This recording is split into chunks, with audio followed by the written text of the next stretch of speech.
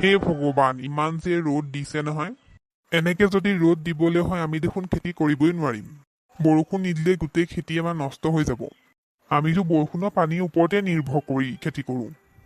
এইবছৰ যদি বৰষুণ নিদিয়ে কি যে হ'ব আৰু।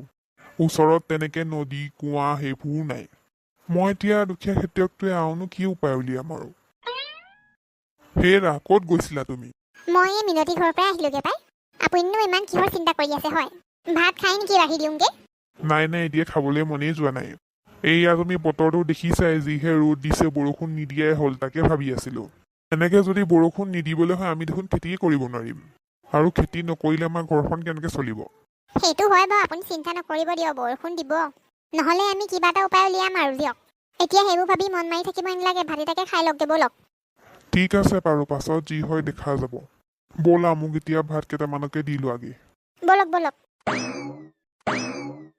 হেৰা, মই এইফালে অলপ ওলাই যাওঁ দেই। ঠিক আছে বাৰু, গধূলি নোহোৱাৰ আগত সোমাবহি খালি। হ'ব বাৰু দিয়া। ঘটিৰাম, বুজিছ, এইবাৰ বৰষুণ নিদিলে কেনেকৈ খেতি কৰিবি বাৰু?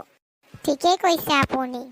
এইবাৰতো তই অকলে খেতি কৰিবলৈ আহিছ, বাতিৰামতো তাত থৈ আহিছ। সি তাতে আছে, তাৰ কামবোৰ চম্ভালিবলগীয়া হৈছে নহয়। মই ভাবিলো মই এইবাৰ খেতিটো কৰি থৈ আহোঁ। সেয়াই আমাৰ চিন্তা হৈছে, বৰষুণ নিদিলেতো বহুত দিগদাৰ হৈ যাব। নাই নাই যোগেন দা, আপুনি চিন্তা নকৰিব। আমি চবেই মিলি উপায় এটা উলিয়াম দিয়ক। গাঁৱৰ বুঢ়াৰ লগত এই কথাটো পাতিব লাগিব। আপুনি ঠিকেই কৈছে। হুৱা হেমেন আহিছে, তাৰ লগতো পাতিব লাগিব ৰ। আহক আহক হেমেন দা, বহকহি ইয়াতে। তহঁতি ইয়াত কি কৰি আছ হয়? প্ৰথমতে বহি লওকচোন বাৰু, তাৰপৰা পাতিম। এইয়া গাঁৱত বৰষুণ নিদিয়া কথাকে পাতি আছিলো আমি। মোৰো সেইটোৱেই চিন্তা। আমিতো খেতিৰ পৰাই খাই থাকোঁ। খেতি যদি কৰিব নোৱাৰো কি হ'ব বাৰু আমাৰ? আপোনালোকে চিন্তা নকৰিব, আমি কিবা এটা উপায় নিশ্চয় উলিয়াম। বাৰু ঘটিৰাম, তই কেতিয়া আহিলি? মই আজি ৰাতিপুৱাই আহিলো। বাতিৰাম আহিছেনে নে তই অকলে আহিছ? নাই নাই, সি টাউনতে আছে, মই অকলেই আহিছো।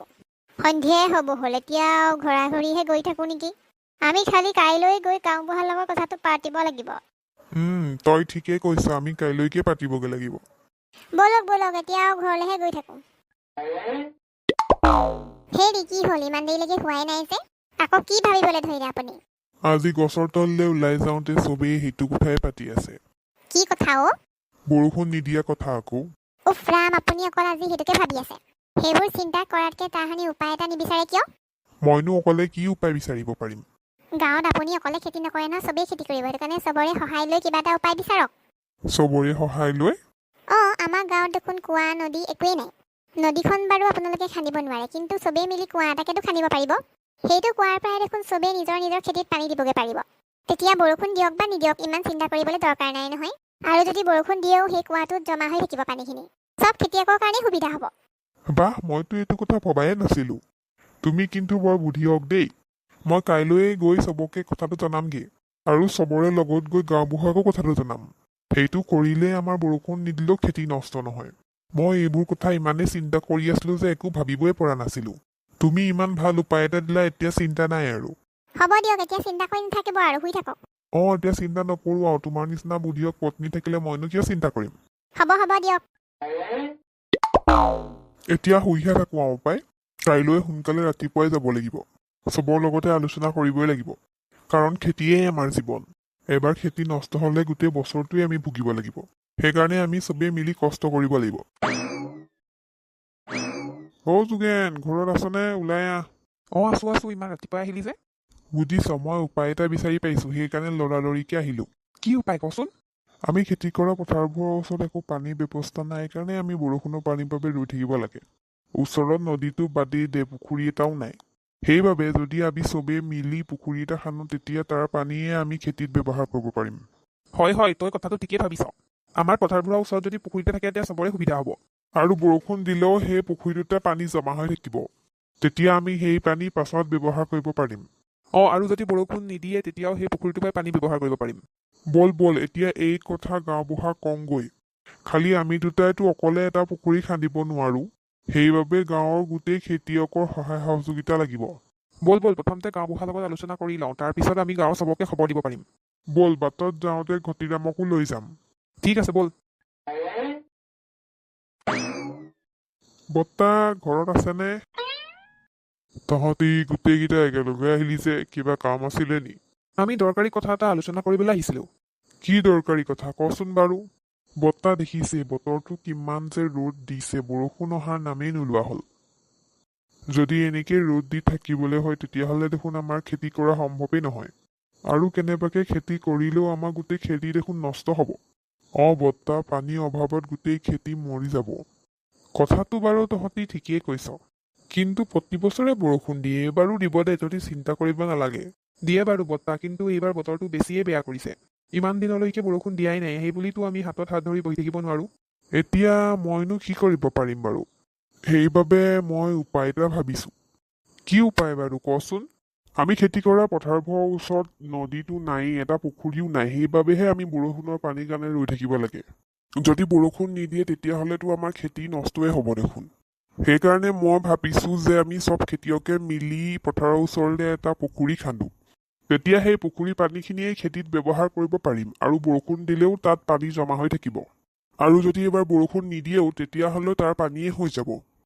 তই বাৰু কথাটো বেয়া ভবা নাই হেমেন। আমাৰ খেতিবোৰৰ ওচৰত কাৰো পুখুৰী এটা নাই, সেইটো বাৰু ঠিকেই কৈছ তই। এটা কাম কৰ নহ'লে, মোৰ যে সেই খেতি নকৰা মাটিডোখৰ আছে তাতে পুখুৰী এটা খান্দ। তহঁতৰ মাটিবোৰ খেতি কৰিবলৈ হয়হে, মোৰ সেই মাটিডোখৰ এনেই বহু দিনৰ পৰা পৰি আছে।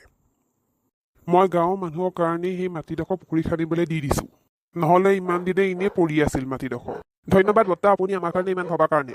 হ'ব যা, এতিয়া ৰৈ নাথাকিবি, আজিৰ পৰাই কাম আৰম্ভ কৰি দে। ঠিক আছে বৰ্তা, আমি গৈ থাকো তেতিয়াহ'লে। গাঁওবুঢ়াৰ ভাগৰ এইডোখৰ মাটিয়ে ভাল হ'ব। ব'ল ব'ল, আমি এতিয়া কামত লাগি যাওঁ। বাকীবোৰক খবৰ দি থৈ আহিছো, তেহেঁতিও আহি যাব। আমি থকাকেইটাই এতিয়া লাগি যাওঁ, বাকীবোৰ আহিলে নিজে নিজে কামত লাগি যাব। ব'ল ব'ল।